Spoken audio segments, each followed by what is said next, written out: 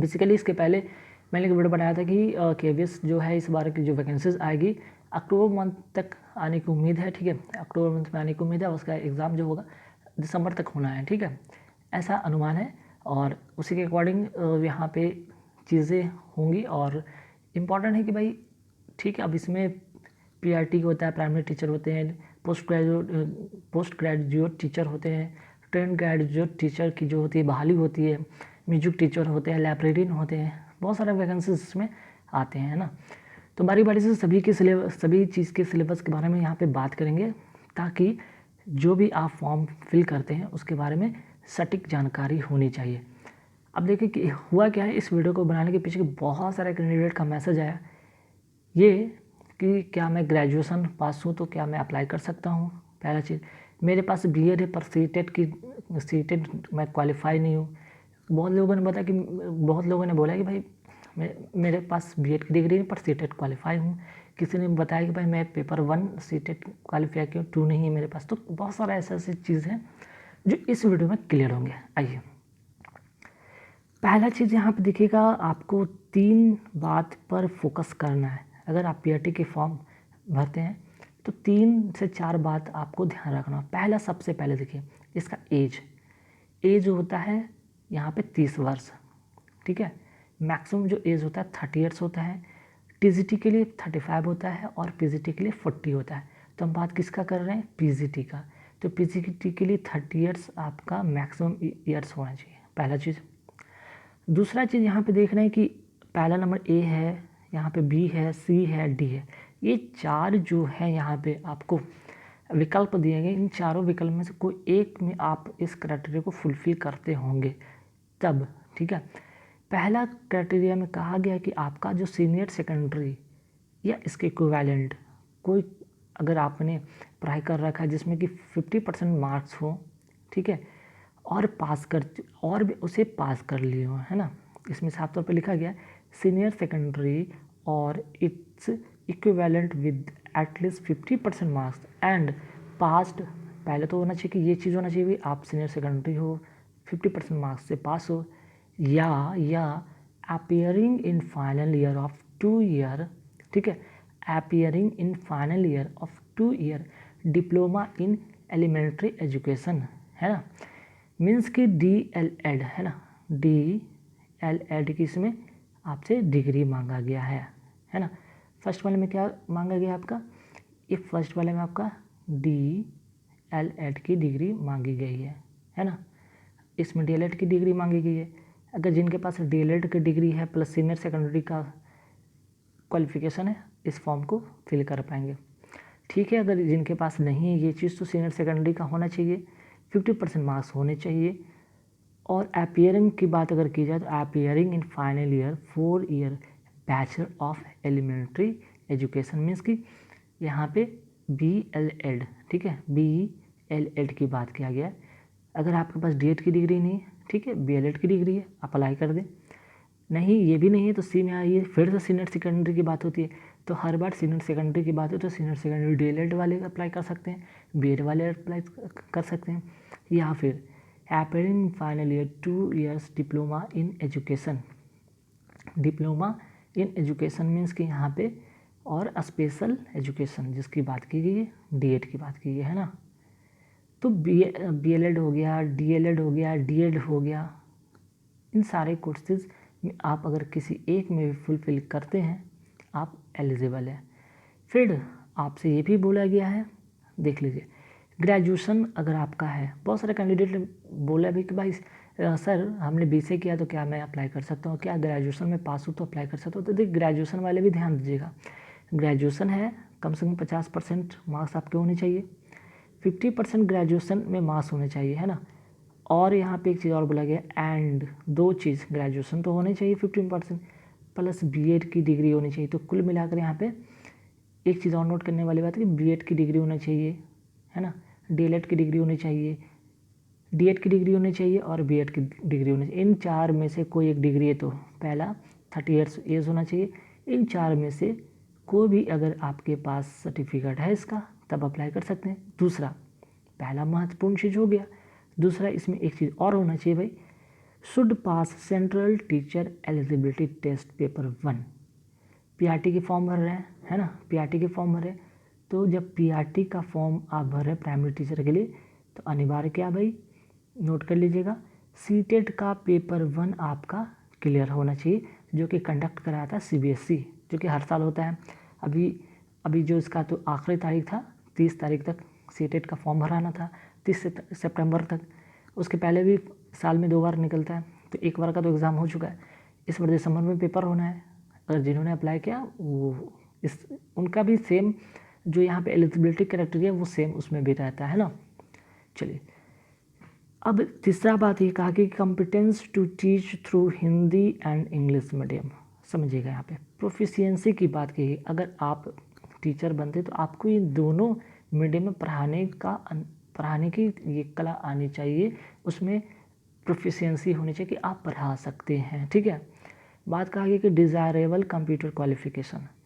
ठीक है, अगर आपके पास कंप्यूटर एप्लीकेशन की अगर सर्टिफिकेट है तो ठीक है, नहीं है तो भी चलेगा, डिज़ायरेबल है, एक ज़रूरी नहीं है, अगर है तो अच्छी बात है ना। तो जो भी कैंडिडेट पीआरटी के फॉर्म भरेंगे केबीएस के लिए जो भी फॉर्म भरेंगे, पीआरटी वाले सुन लीजिए, मैं टीजीटी पर भी वीडियो बनाऊंगा, बाकी जो है अभी तो मैं पीआरटी पे बनाया हूँ, टीजीटी पे मैं बनाऊंगा, है ना। उसके बाद यहाँ पे देख लीजिए, टीजीटी पे भी मैं बनाऊंगा, सभी पर्टिकुलर जो भी है उस सभी पर्टिकुलर पे गहराई से एक डीप एनालिसिस कर मैं वीडियो बना दूंगा, ताकि आप लोगों को कोई भी इसमें डाउट ना रहे। चलो, अब आपके पास इन सारी चीज़ का क्राइटेरिया फुलफिल होता है, अब क्या करना भाई, अब ये करना है, अब आ रही है सीटेट की। बीएड की डिग्री है, डीएलएड की डिग्री है, बीएलएड की डिग्री है, डीएड की डिग्री है, किसी एक की भी डिग्री होने के बाद आपके सीटेट होना चाहिए। तो देखिए सीटेट में क्या होता है भाई, सीटेट जो एग्जाम के यहाँ पे पैटर्न जरा सुनिएगा, पहले क्या लिखा गया कि central board of secondary education CBSE conduct central teacher eligibility test for a person to be eligible for appointment as a teacher for class 1 to 8, है ना। क्या लिखा गया, 1 to 8 के लिए।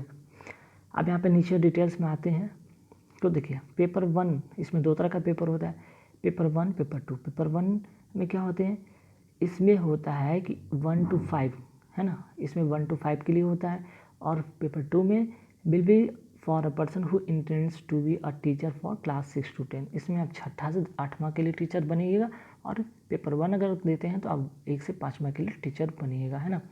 यहाँ पे और लिखा है कि all question seated test will be multiple choice MCQs, each carry 1 marks with 4 alternative, 1 answer will be correct, there will be no negative marking. यहाँ पे मेंशन किया गया, ध्यान रखिएगा, यहाँ पे क्या मेंशन किया गया, नो नेगेटिव मार्किंग, इसकी नो नेगेटिव मार्किंग, मतलब कोई भी यहाँ पे नेगेटिव मार्क्स नहीं है। ठीक है, अब यहाँ पे आइए, यहाँ पे एक चीज़ नोट में भी पढ़िए क्या लिखा है, a person who intends to be a teacher for both level class 1 to 5 and class 6 to 8 will have to appear in both paper.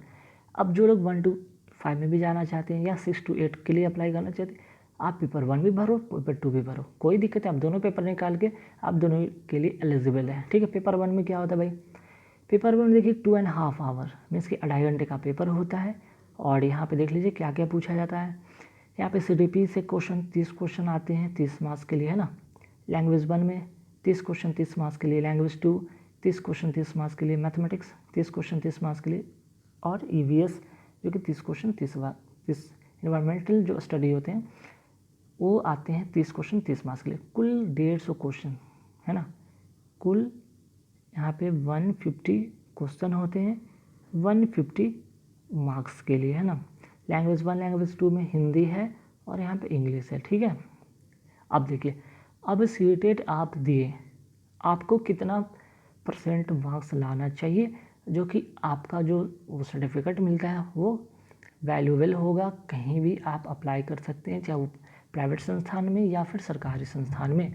तो उसमें सबसे अच्छा ग्रेडिंग जो होना चाहिए वो 60% से एवब अगर आपके मार्क्स हैं तो बहुत अच्छी बात है। अगर 60% से कम है तो आपका जो सर्टिफिकेट का वैल्यू तो मिलेगा, परसेंटेज कम के कारण आपको प्रायोरिटी नहीं मिलेगी, तो आप दोबारा भी पेपर दे सकते हैं।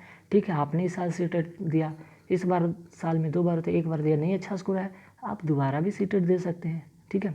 आप दोबारा नहीं तिबारा दे सकते हैं, 4 बार 5 बार, जितना बार आपको मर्जी उतना बार आप दे सकते हैं। यहाँ पे लिखा गया मोर देन 1, एक से ज़्यादा बार भी आप अपियर हो सकते हैं। अच्छा, इसकी वैलिडिटी कितनी साल होती है? 7 साल तक, ठीक है। आपने एक बार अप्लाई किया, आपका उसमें हो गया, आपने रिजल्ट कर लिया, उसमें आपका 60% वो मार्क्स है, 7 साल के लिए वैलिडिटी। आप अब उसके बाद कोई ज़रूरी नहीं कि आप एक बार सीटेट कर ली तो 7 साल तक उसी सर्टिफिकेट पे आप हर बार फॉर्म भर सकते हैं, ठीक है। ध्यान रखिएगा, 7 साल की वैलिडिटी मतलब एक बार अगर आपने इसको क्वालिफाई कर लिया तो 7 साल तक आप इसके अकॉर्डिंग, ठीक है, इसके अनुसार आप इस फॉर्म को आप 7 साल तक वैलिडिटी है, आप इसके लिए अप्लाई कर सकते हैं सीटेट का अगर कहीं पे ज़रूरत है तो, ठीक। ये बात आ गई। अब इसके बाद होता है पेपर 2।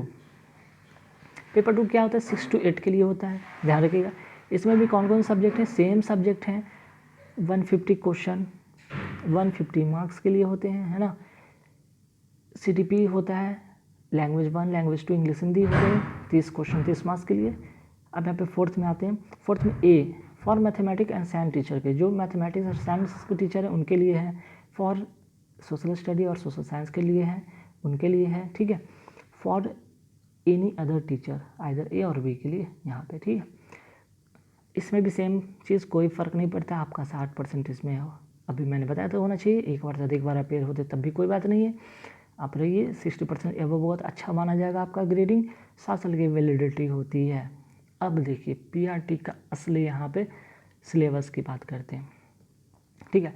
कुछ सिलेबस में चेंजेस आया है, ठीक है, कुछ चेंजेस किया गया है, तो ऐसा नहीं चेंज हुआ है, लेकिन आपको जो बेसिक जो पैटर्न होगा ना, बेसिक तो आपको वही रहेंगे, बेसिक में कोई ख़ास बदलाव नहीं हुआ है। देखिए पार्ट 1 क्या है भाई? इंग्लिश है, हिंदी है, ठीक है।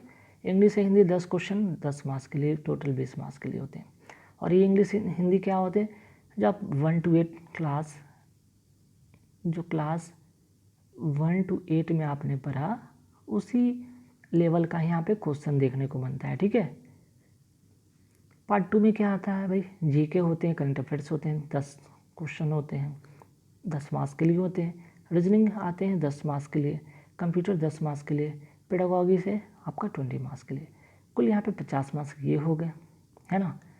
पार्ट 3 में क्या क्या है? फिर से GK है, फिर से वही मैथ। अब यहाँ पे मैथ पूछा गया कि मैथ भी क्या भाई? वही 1 to 8 वाला मैथ, जनरल साइंस जो आपने कॉमन जनरल साइंस पढ़ा है 1 to 8 10 तक वही पूछा जाएगा। EVS इन्वायरमेंटल साइंस जो होते हैं वो पूछे जाएंगे।